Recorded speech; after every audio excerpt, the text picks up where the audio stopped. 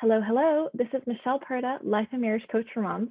In this video, I'm going to be talking all about how to receive the support that you desire from your husband so that you can start to feel more connected and like a partner in your marriage.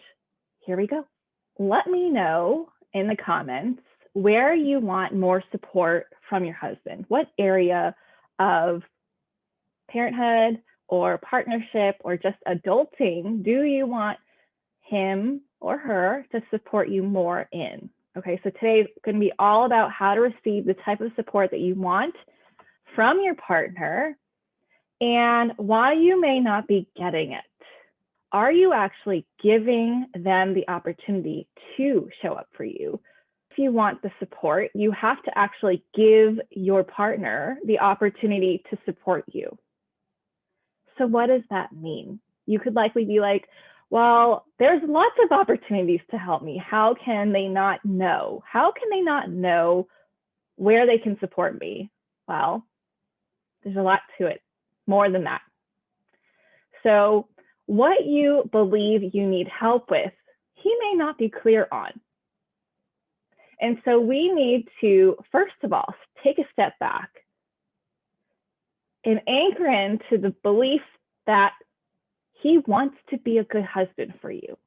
He didn't sign up to be married to you to be a shitty husband, for you to complain about him to other people, for his reputation to be tarnished because all you have to say about him is how much he doesn't do, how much he doesn't help out, how much you are dissatisfied with your marriage.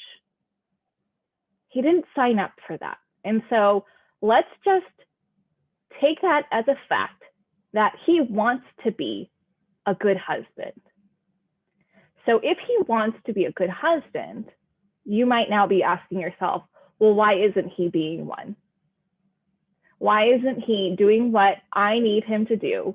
Why isn't he able to anticipate my needs? Why isn't he able to step up the way I need him to so that I'm not so burnt out?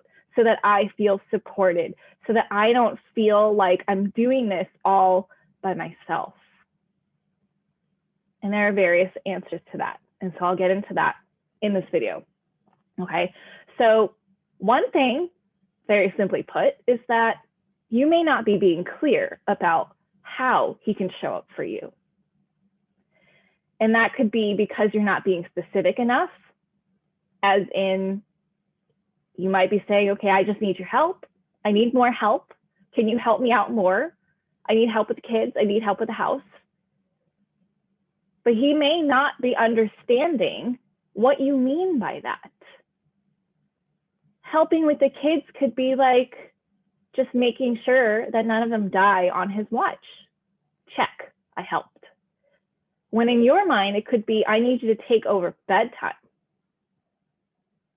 And so both of you are going about believing that he is and is not helping.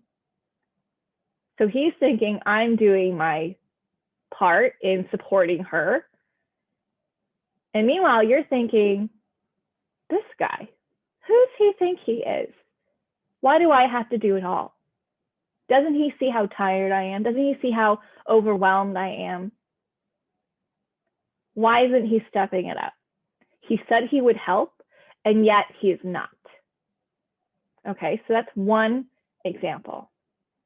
Another example, which I've heard time and time again, and I myself am guilty of this sometimes too, of talking about how to support. We're being specific. And then they're not doing it good enough, fast enough, soon enough. Or maybe it's not familiar enough to them. And so we step in and we're like, I'll save the day. I will do it better. I'll do it my way because I'm only being happy if you do it my way. And so that leaves him feeling inadequate. That leaves him feeling like a failure, that he can't support you in the way that you need him to. He's feeling the rejection. And he's also thinking, hell, if I can't do it the way you need it to be done, then you might as well do it because Then I don't have to feel like a failure when I'm really just trying to help you. And then you get what you need because you're very, very picky about how you want it done. So forget it. I'll help in other ways. Tell me what you think I'm capable of doing, and I'll go do that. And with that perspective, if that's what you're doing, you're assuming he's not capable of learning. He's not capable of doing things his way and still having a good end result. So are you doing that? Are you assuming he's incapable? That he's another child? Oh, I hear that so much, right? When women talk about their husbands like they're another kid of theirs instead of a capable person. When you married them, did you think that they were incapable or that they were being taken in by you like you're adopting someone, but then you had children with that person? What happened along the way for you to go from thinking that they were capable and fully supportive to someone who is incapable and more of an inconvenience, someone else to take care of, a pet, another child, however you view them? When did that change? So that's a big one, is not believing that they're capable enough to stop and ask questions, that they haven't watched you do the thing that you're asking them to do enough to kind of get it, or for them to figure out their own way. Because if you're asking for support, what you're really asking for is for your energy back, for you to feel that someone cares about your well-being enough to be like, I'm in this with you. How can I help? What can I do to pitch in? How can I relieve you of feeling like you're doing this all by yourself? But you gotta let him. You gotta let him learn. It's the same way you're so good at whatever it is that you want him to do because you've done it so many times. It's not that you were born perfect at doing these tasks. Like you're the only person in your family who could do laundry your way. You're the only person that can clean up the house your way. You're the only person that could raise your kids your way, or a good way, I should say. You are the only person that could do it your way, but a good way. But that's not true. They may not have the same approach, but the end result could still be the same if you're specific enough about your goals in accomplishing whatever it is, right? The purpose behind doing whatever it is, whether it's cleaning a kitchen, what's the purpose? Raising the kids, what's the purpose? What's the vision? If you can share a vision together, let go. Let him take the lead. If you want him to own something, let him own it. It's time to loosen the grips, loosen your need for control, and let him support you. A very, very common phrase I say to my kids is, hey, if you want my help, you gotta make it easy for me to help you. So are you making it easy for your partner to help you? Or are you making it hard? Are you setting them up for failure? Are you pretending to let them help only to swoop in and make them feel incapable? Let them show up for you. Give them the opportunity. If you're gonna relinquish a task and say, this is yours, let them have it.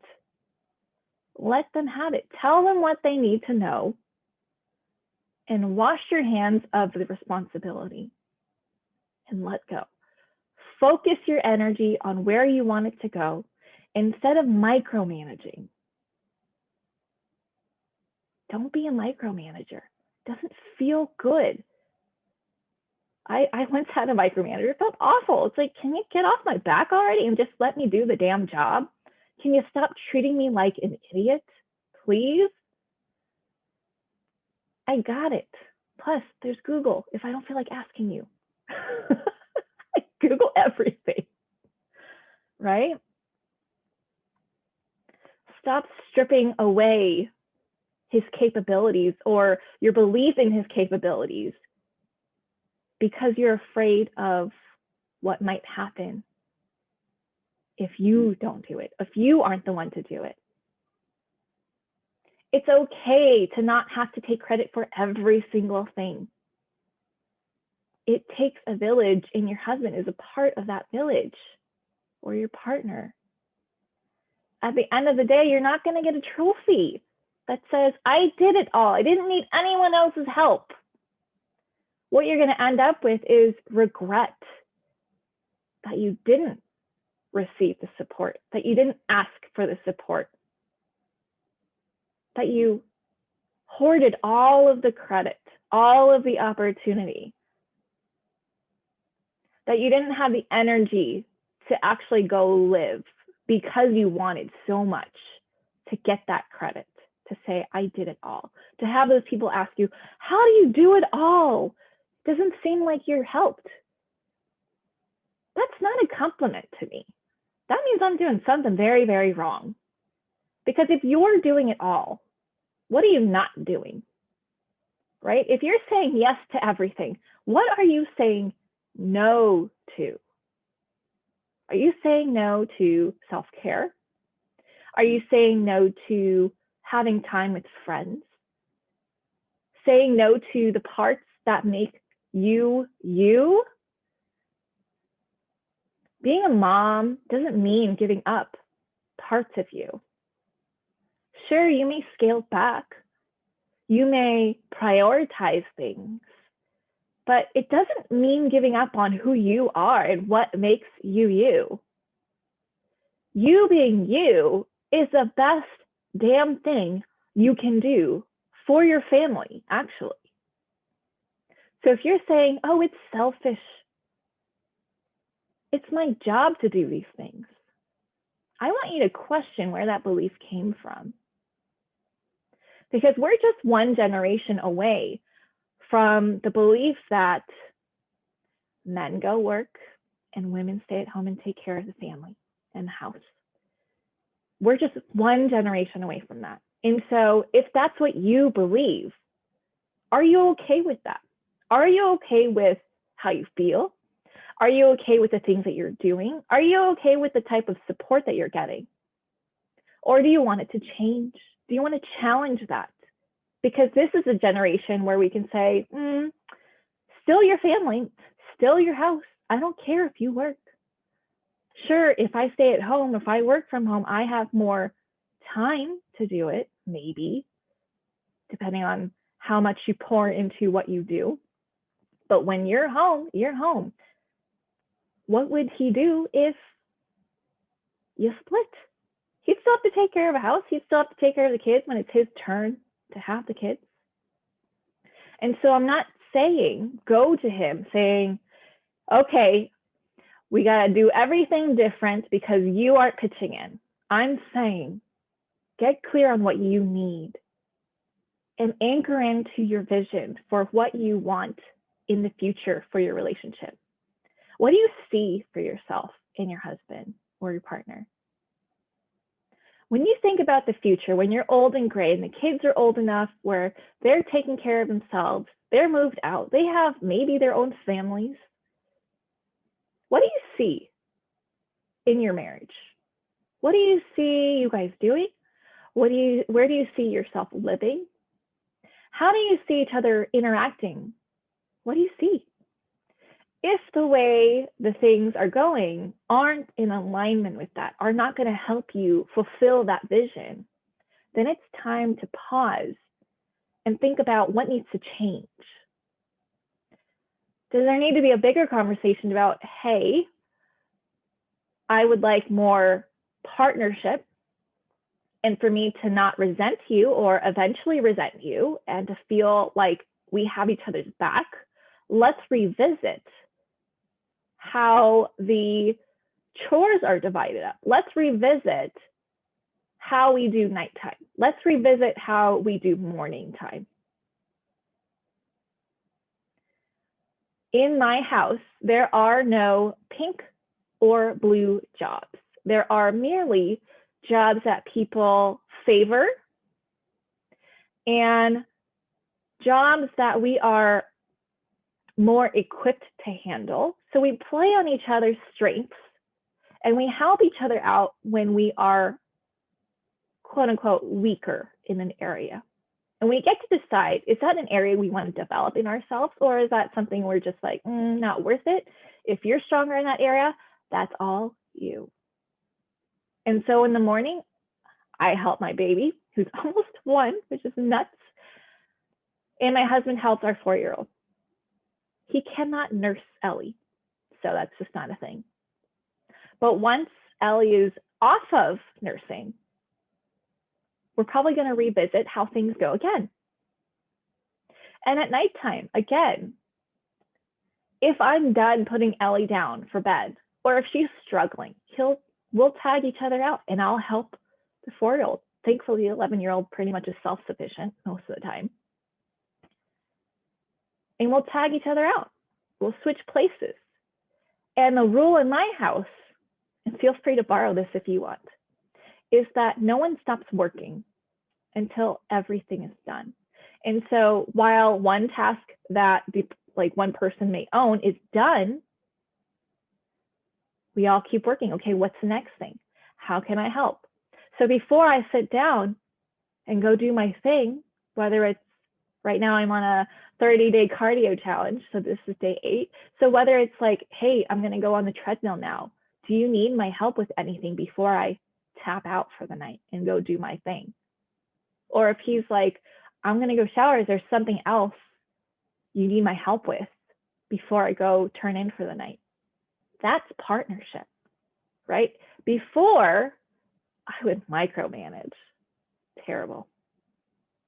But now, if I don't like the way he's doing things, but the end result is fine, I leave. Because I don't ever want him to feel like I'm the boss of the house. I don't want to be the boss of the house. I want to be the partner, the co-CEO of the house. I don't run things. I mean, we joke about it, right? I'll check with the boss. And we all know, like, typically the woman is the boss because we make the decisions a lot of times because we care more. But realistically, I don't want to be the boss. That's not a goal of mine. I don't want to do this by myself. That's not what I signed up for. Am I capable? Hell yeah, I am. Do I want to? No. No. I value my life. I value me being able to be me. And I learned painfully that I can't be me if I'm like saying yes to every damn thing. Oh, I'll do the dishes. I'll do all the cooking. I will do all the laundry. I will take care of all the kids because I can, because I do it the best. That just leads to burnout. That leads to crankiness. That leads to irritability, snapping, arguing, not being available as the person I want to be in my relationships. So I want you to really ask yourself, are you making it easy for them to help you? And if the answer is no, how can you make it easier? And if you're having a hard time because you are a control fiend, I don't want to say freak, but fiend, I understand. I so understand. I want you to acknowledge that that's something that's within you, but then ask yourself, what becomes possible when I create opportunities for him to help me? When I make it easy for him to help me? What becomes possible in how I feel, in what I'm able to do, in who I get to be? And what's not possible anymore by making it easy? And then on the flip side, what's possible if I don't make it easy? And what's not possible if I don't make it easy? This is what it means to be intentional in your relationship, not the autopilot. Oh, well, that's how that's how it goes. The females do this, the males do this, and then you get that 40s vision of the man going out to work, coming home, and pot roast is ready on the table, and they're watching TV, and then he's kicking up and relaxing, and then she's back to cleaning and then doing all the kid stuff, and he's just pressing the buttons on the remote, living his best life, going golfing. And the mom's all ragged, but feeling like she needs to look picture perfect because it's all about imagery. It's all about what it looks like. But I want you to care less about what it looks like in other people's opinions. And I want you to care more about how you feel. How do you feel about yourself? How do you feel about your marriage, your partnership?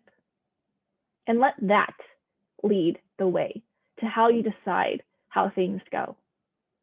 Allow him to step up for you. Allow him to be like, I think I'm a damn good husband. I'm there for her. I'm there for her. I'm fulfilling what I wanted to be for her. The whole reason why I proposed to her. I'm that person. So stop trying to go for that imaginary trophy that says, I did it all. And go live your life. Go figure out what you get to do, feel, and be because you don't have to do it all. Free yourself. All right. Well, that is all I have for today. Go make it easy for them to support you and give them the opportunity to show up for you because you deserve it. You deserve to walk side by side with your partner. You deserve the support because you're worthy. All right. I hope you have an amazing rest of your day, and I will see y'all later. Bye.